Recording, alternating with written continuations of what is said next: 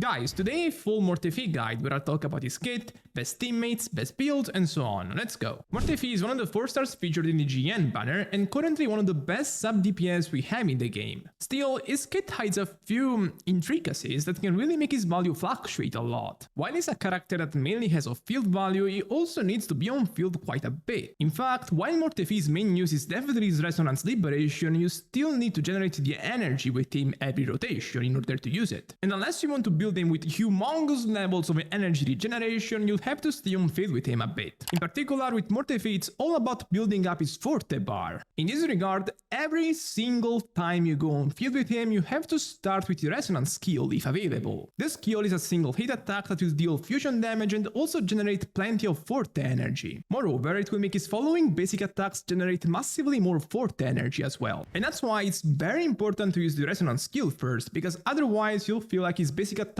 are doing nothing. His basic attacks are a chain of gunshots that definitely make Mortefi look very cool, but you don't want to fall in love with them too much. The idea here is of using his basic attacks until his Forte bar is completely filled. When this happens, the skill cooldown will be instantly reset and the skill itself will become a bit stronger. And that's his Forte attack, a version of the Resonance skill that is a bit slower in terms of animation time but also deals a bit more damage. Typically, you want to repeat this action until your Resonance Liberation is ready in terms of energy. Of course, this usually depends on how much energy regeneration your Mortefi has, but on an average team with around 50 energy regeneration, your Mortefi should be able to recover the Liberation with 2 skills in total and basic attacks between them. Something important is that you want to use the Liberation before you use the Echo, because the Echo typically has a pretty long animation that you want to cancel by switching out. So the way to go is using the Liberation, then using the Echo, and then you cancel the animation by switching to the other character. Anyway, regarding the Resonance Liberation itself, it's pretty simple actually. It deals some initial damage and then some damage over time through coordinated attacks. With this I mean, every time the active character hits the opponent, it will trigger hits from Mortefi's Resonance Liberation with a cooldown of 0.35 seconds. But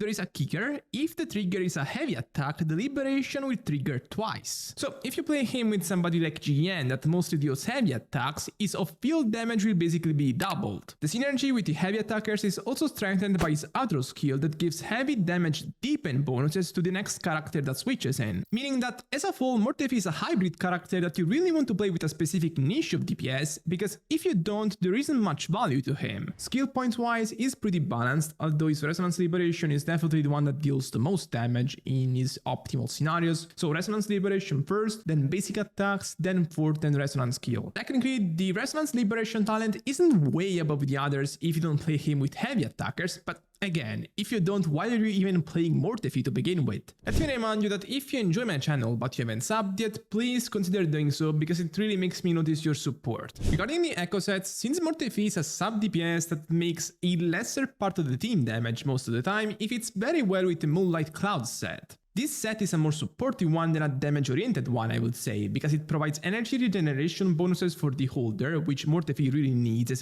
as you could imagine, and also attack percent bonuses for the character Mortefi switches with an outro to. Note that unlike most outro skill effects, those buffs won't be reset if that character switches out again. Regarding the active echo for this set, it mainly has 2 options. The Heron is probably the best one, because it provides even more supportive buffs on the outro skill and even an extra energy regeneration effect for the holder. Gameplay wise, this echo will basically throw flames at opponents from the sky, and if you want to swap cancel its animation, you have to wait until the first hit connects, because that's when the extra buffs I just mentioned get applied. So you wait for that hit and then you can switch to the other character, and then the echo will keep flame throwing at your opponent anyway. The second option will be the Geochelon that provides smaller offensive buffs but some defensive utility alongside it. However, I wouldn't quite recommend this echo because it can also be used by the Glow set, so the other supportive set we have in the game. Specifically, it's the healer set that most notoriously Verena can use. So if you play a team with Verena, Mortefi and GN for example, you want to put the Geochelon on Verena and the Heron on Mortefi. And even then, even if you don't have Verena or Baijin team, I think the Heron is just a better option compared to the Geochelon. Lastly, the other alternative is just to go hyper offensive on Mortefi. I'm talking about using the Inferno Rider with the fusion damage set. Yes, as I mentioned earlier, most of the time it's just better to go the supportive route with Mortefi to buff the main DPS of the team, since the latter is just dealing much more damage. But let's say that, for example, you have high investment on your Mortefi, like a 5-star weapon, sequence 6, and so you really want to increase its damage, this becomes an option. Stats-wise, the main thing is that it needs around 40% energy regeneration, so that's the main thing. If you want to be technical, the requirements can be as low as 30% on a GN team, but if you want to stay safe in every scenario, I recommend you to go up to 40 or 50%. Honestly, you might think of giving him an energy regeneration echo, the 3 cost, for that reason. For the rest of the echo lineups, it's pretty standard. It likes fusion damage above attack percent for the 3 cost. Using 2-4 cost crit echoes is also an option, like every time. I feel like I'm repeating myself here across videos. And substats wise, energy regeneration if you need it, then crit, then attack, and then the damage bonus things. Now, regarding his weapons, Mortefi has a lot of options, but one very important thing to remember is that since he isn't a big part of the team damage, whatever weapon you put on him won't make a substantial difference. It's pretty simple really. In Wuthering waves, you should prioritize investing on the main DPS damage because that's what's going to impact your results the most. So even though Mortefi is a 5-star option that is around 20% better than the 4-star ones, if you don't have it, you're not missing out on much. The one thing I'm disappointed about though is that it doesn't have any energy regeneration option between the 4 stars. Usually other weapon types have at least one, for example the craftable, but for the pistol sadly that's not the case. But yeah, overall you can use pretty much whatever with no big loss. Regarding his sequences, usually in my guides I don't go too in depth on them because I'm only covered 5 stars until now, and in that case I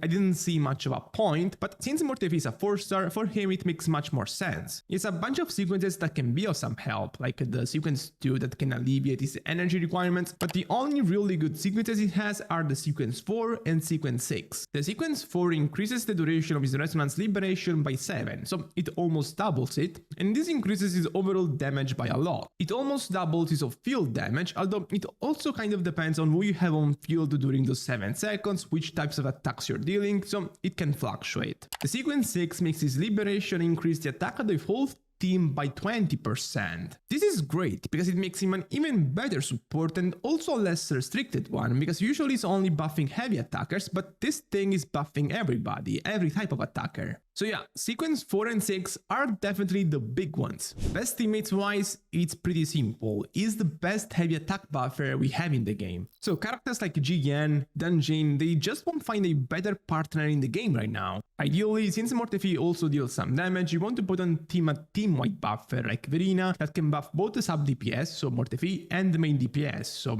maybe GN. And that's the team I like to play the most, because GN specifically is built to make Mortefi shine. It's not just the fact that he's a heavy damage dealer, because that's obvious, but also the fact that during his resonance liberation, each of his basic attacks will hit 8 consecutive times. Remember, Mortefi's resonance liberation has a 0.35 seconds cooldown for the off-field hits, so having a main DPS like GN that can hit so frequently is just optimal. Honestly, I will go as far as saying that GN is the best possible synergy we can have for Mortefi, and it will be very hard to top this in the future. Also, I personally believe that other skills like Mortefi's that only buff a specific damage type will soon become outdated and replaced by more general ones. For example, Verina that buffs damage as a whole and also attack percent already can compete with Mortefi on GN and Dungeon. So I think that in the future we'll see more buffs like Verina's, especially from 5 stars, that will kind of replace these very specific ones. And I'm done for today. If you enjoyed this video, remember to subscribe and also go check all the other guides I made on my channel. Bye bye!